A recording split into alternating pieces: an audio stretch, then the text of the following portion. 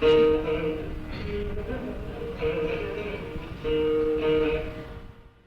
are here in the south of India, in Kerala, on the Malabar coast. In Chaliyam, not far from the Arabian Sea, we find this very old mosque. Malik ibn Dinar Masjid is written on the plate at the entrance gate. One among the 10 masjids constructed by Hazrat Malik ibn Dinar and his 12 disciples along the Arabian Sea coast in Hijra 22. That is, in the 7th century of our era. Malik ibn Dinar was a Tabi'in and one of the first known Muslims to come to India in order to propagate Islam in the Indian subcontinent. Like most mosques, this one too has a well, perhaps 5 meters deep, where one finds groundwater. A few steps further on, you can see the Vadakumpadu river, which then flows into the main stream of the Chaliyam river.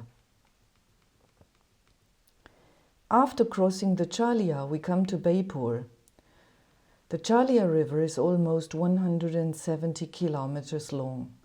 It originates in the Western Ghats and meets the Lakshadweep Sea at an Ari, or estuary, at Chaliyam in Beypore. Like the other major rivers in the Malabar region, it has been an important transport route since the Middle Ages for crops, especially spices, which grew in the hilly region, but also for timber. A little further north, after crossing the Kalai River, we come to Kozhikode, also known as Calicut. The Zamorins family and court, who had previously lived in Ernat, settled in the city in the 13th century, built a palace and nearby a Shaivite temple known as Tali Temple, dedicated to Lord Shiva. The location was strategically cleverly chosen. On one side the sea, on the other the spices, minerals and clay, both connected to the river Chaliyam. Since that time the city has also developed into a commercial center.